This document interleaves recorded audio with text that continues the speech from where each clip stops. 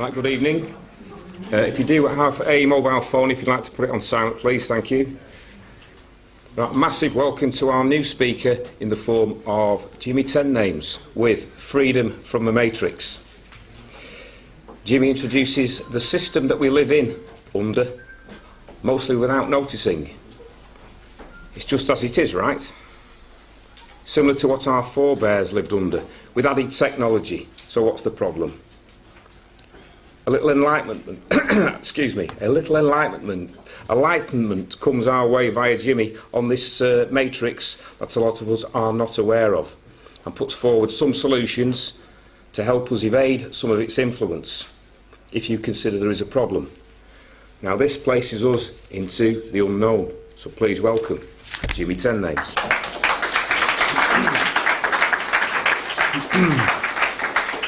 Oh, thank you very much. Thank you for having me and letting me speak my truth. I just want to speak tonight about what I perceive to be the matrix and what we can hopefully do about it. Some of the things I'm going to say, you know, might not resonate with you, but hopefully some things will. I just want to speak the truth, and if you agree with it, then we can maybe have some solutions, you know, towards the end. I'm a bit nervous, but I'll get going, don't worry. Okay, so first things we need to do is to realise that there is a matrix. That, yeah, a lot of people who we associate with, we call them asleep, don't we? Not really fair. Well, you know, I was asleep till I was 36, and then I got a violent awakening. You know, so these people who are asleep, their time's coming soon, so we need to be ready for them. They're going to be brought to wake when the time is right for them, and we need to be there to help them to get through it. Because when you do awaken, as I'm sure you all know, it's quite a traumatic time. I don't know if anyone agrees with me. The first few years when you wake up, it can be quite daunting, can't it, and upsetting. I know that I almost went quite berserk, and I pissed off all my family and my friends. And you know, does anybody agree with that? Does anyone still have any? Yeah. It's happened. Yeah, we're the bonkers ones, aren't we? Yeah, but you know, I think we're actually the sharpest pencils in the box. You know, we just worked it out a bit quicker than them, but they'll get there. I haven't put this in the talk actually, but I will just mention it. I've learned the hard way that it's probably not a good idea to piss all your friends and your family off like I did. It's quite lonely. So, if you can, try just keep it, you know, yeah, keep it cool. You know, shouting at people, getting upset with them, just doesn't wake them up. Yeah, I've found out the hard way. Trust me on that one. Okay, so what I'd like to do is just to highlight what I believe the matrix to be. Once we know what the matrix is, then we can combat it, or we can extract ourselves from it, or we can be aware of the pitfalls that it puts towards us, and we can just go, no, thank you, I'm not going to participate. And then once we're out of the matrix, it's much easier to bring other people out of the matrix as well.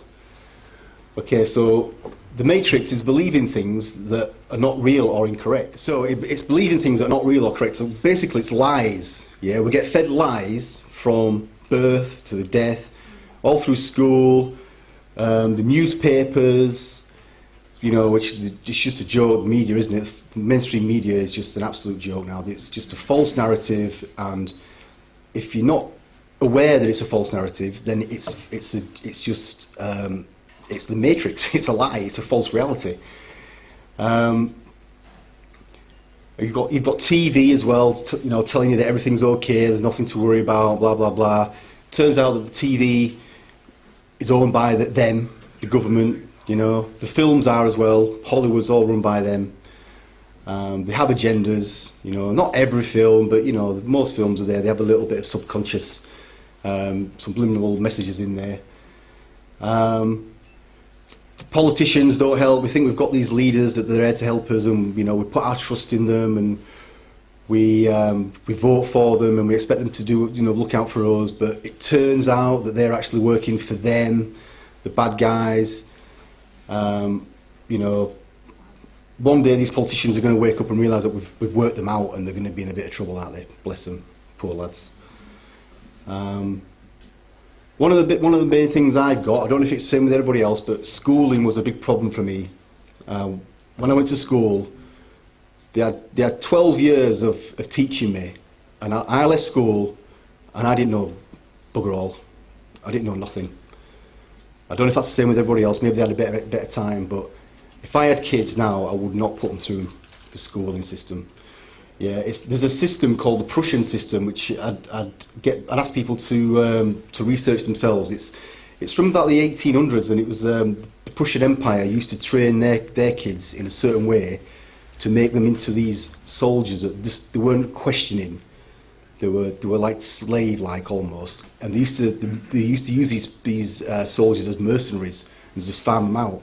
But they found that the schooling system was so good for making these compliant people who just did what they're told that we've adopted it in this country. So maybe that's too much for you to believe. I don't know, but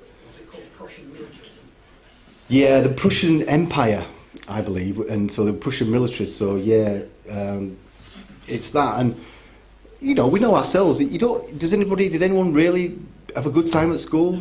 Anyone? Shit, wasn't it? Yeah. You know, your most formative years when you should be learning stuff, and I was depressed. I was, you know, anxious, bored. But what's the worst thing for a kid? Boredom, isn't it? You know, we don't want to be bored. We should be doing stuff that you can learn, that you want to learn. If it was something that we did enjoy doing, we'd be masters at it, wouldn't we? And you know, for 12 years, you know, if you give me a group of kids for 12 years, I'm pretty sure I could teach them. So what I always say with school, and if you've got kids, if you're awake, the ideal situation would be to homeschool them. If your children know what you know and what your wife knows, then that's going to be twice as much as what you know, isn't it? And it's going to be better than you. So, and we've got YouTube now as well. You can teach them anything on YouTube. It's all there. Just put me in front of some lectures, you know, something like this. It's the Illuminati, son, you know. So yes, that's the system. The Matrix, sorry, it's lies, and we're taught stuff that's not real, and so we get left, and then we get thrust into a system, into the system, and the system, I think, is satanic. It's upside down. Yeah, you know, it's designed to work the way it works, so that we are kept down here at the bottom, working out, you know, hand to mouth, paycheck to paycheck. And while all the real wealth goes through us up the pyramid, if you want to call it a pyramid, and it goes towards what's ever at the top, doesn't it? You know, you can see, because you see people working 30, 40, 50 years, all their life, don't you? And they have a little house at the end of it. So that's my opinion. All the things I'm saying tonight as well, they're only all my opinions. I'm not going to force them on you, and I'm not going to tell anybody what to do either. All the things I'm going to suggest are all the things that I'm doing, and you know, everyone's got their own journey to go down, but this is my journey, and hopefully people will take some of it to heart, and we can go from there. Okay, so we have a financial system, right, that's designed to keep us poor. I'm going to talk more about money and the money system in a little bit. Welfare system. Now, the welfare system, for my eyes, it fails everybody. It fails the people who are on welfare and the workers as well, because you know, the workers resent the people on welfare, and the people on welfare resent, well, they're just kept poor, aren't they, basically? But you still don't get any free time when you're on welfare, but it does keep a pool of available workers that the corporations that can always just plug into at any point. And if you've got a job and you don't like that job, then that corporation will say, well, there's 500,000 people over here that will do your job for the same price. Yeah, so that's what the welfare system's about, is to keep a pool of available workers, in my opinion. We've got a care system that doesn't really look after us, you know. We know that the children are getting abused in care now. A religion system that, in my opinion, just keeps us from finding true spirituality. I grew up in a religious house, and then that was so bad, it turned me atheist. Yeah, so, but then, actually, I found spirituality now, which is a good thing, so let's see how that goes. The education system that, you know, just keeps things from us. There's a couple of things I'm going to tell you tonight that you'll just say, well, why don't we taught that at school? You know, why? And the reason is because they don't want us to know, because if we were fully in the knowledge, we'd be powered up human beings, and we wouldn't be listening to this government at all, or the government, or the whatever you want to call them, Illuminati or blah blah blah, control grid. So we've got a tax system as well, which is forced upon us. You know, this is the elephant in the room. You know, tax. You know, you've got people who are working 2 jobs, all the hours God sends, still in poverty, and yet they've still got to pay tax before they feed the children. Yeah, you know, it's not right. We know it's not right, and it's always been the blood of the workers who pay for them at the top. We know that. But I've got a suspicion that the tax system isn't to raise money, it's just to keep us poor. No other reason than that. Yeah, but I'll speak more about that later. Security services, you know, they're meant to protect the country from outside forces. It's my sincere belief that we've been taken over, we've been infiltrated by, I'll come to that in a minute, but we've been infiltrated. You know, the men in tights, as they call themselves, or we call them, they're meant to protect us from subversion and things like that. But, you know, look at the shower of crap we've got in charge now, and the links they've got to big business and, you know, certain other parties, which I'll mention in a bit as well. So we might have been infiltrated. I think we have been infiltrated, and it's our job or our duty to try and alert the rest of the populace. And as much as they call us mad, you know, I think we all know in here that we're the ones who are saying that way, and they're the ones who are just lacking a little bit.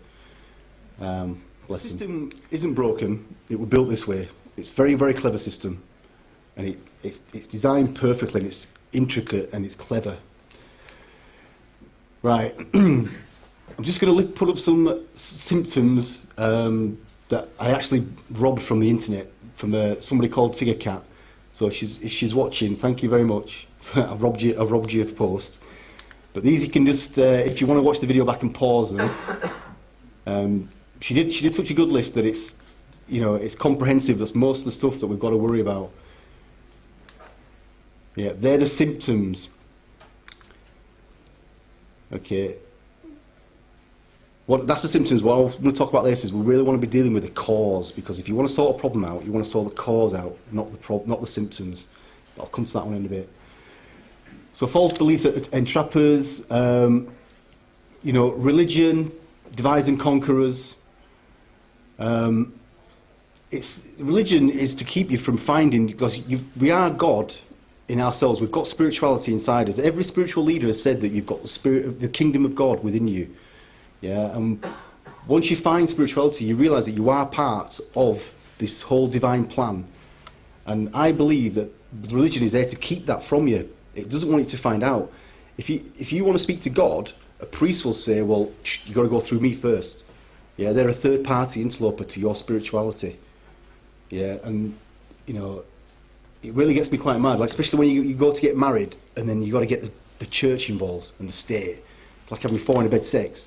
You've got to sign a contract. You know, it doesn't sit right with me anyway. So that's a false belief. The government that is there to look after us, that is a false belief. The government is there to mind control us so that we behave and we just keep paying taxes, and the money keeps on flowing. Okay. Another false belief is that money is real and debt is real. I'm going to go a little bit more into that later, but money and debt is not real. It's completely fictitious. It's the root of all evil for a very good reason, and you know, it's enslaving us all and all of mankind. The belief that there is no devil. You know, a lot of people who are walking around who were, you know, bless them, still asleep, they don't think there's anything wrong, everything's fine. But we're too trusting as a human race. Yeah, there is evil in this world, and once we realise that there's evil there, then we can do something about it. But if we just pretend that there is no evil, then we're always going to be stuck like this. But we need to sort of realise, yeah, actually evil exists. It's satanic, and you know what they're doing with these kids is, you know, it's what they're into, and it exists. It's horrible to look at. I hate researching that myself, but some of us are going to have to stand up and just research what's happening with these kids, because it's got to stop. It's got to stop.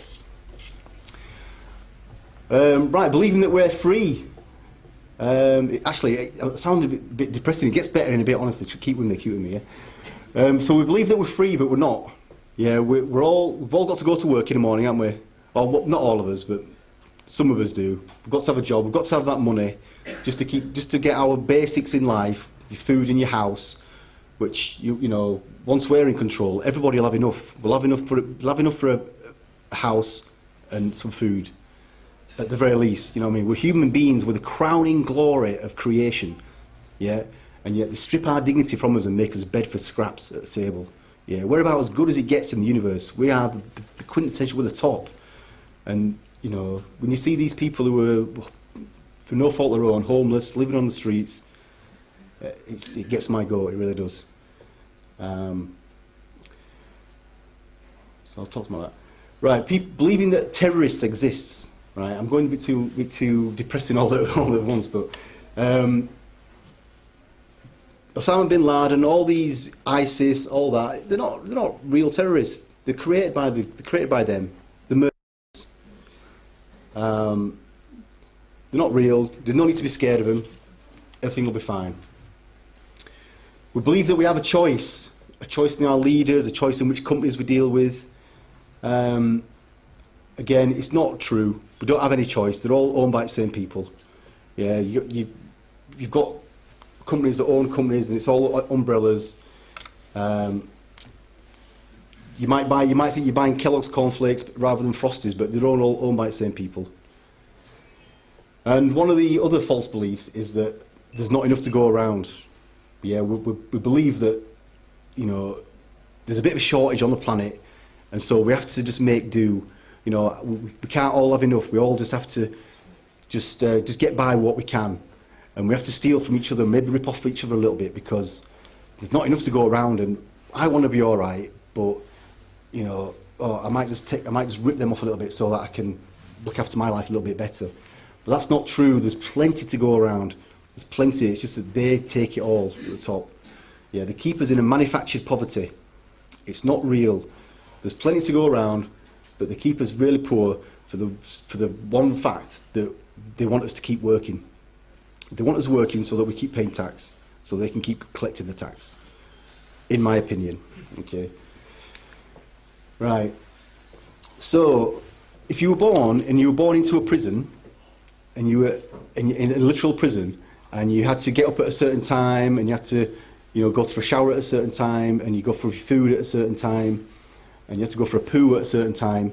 If you were born into a system like that, you would think it was normal. You'd think that, oh yeah, this is how everything is. It's just how it is. It's always been like this. So that's how it is, and that's what's happened to us. These things here, these were all here before we were born. Yeah, taxes, passports, borders on countries, money, countries, legal names, your straw man, all these acts and statutes, governments, courts, police. These were all here before we were born, and so we think that these are natural, but they're not natural. These are unnatural, and these are overlaid the human experience to control us. Yeah, and these are the bars of the prison. So if we can realise that these are not real, yeah, I know that we might have to work around them, but they're not real. The programs to put over us to enslave us, and we fall for it, and we teach our kids it as well. Okay, I'll go into that a bit more later to explain it. If you catch a wild animal and you try and put it in a cage in a zoo, that wild animal will fight tooth and nail to get out. It won't want to be in that cage. But if an animal is born in captivity, it'll quite like where it is. It'll just think, oh yeah, this is how it's always been, and I get food on tap, and you know, they look after and they clean my cage out for me every now and again. And it's been proven, you know, if you can open the cage door and they won't leave. Sometimes they'll leave for a bit and then they'll come back because they like to be safe. Now, it's my opinion that's what's happened to us. We've been captured and we've been domesticated.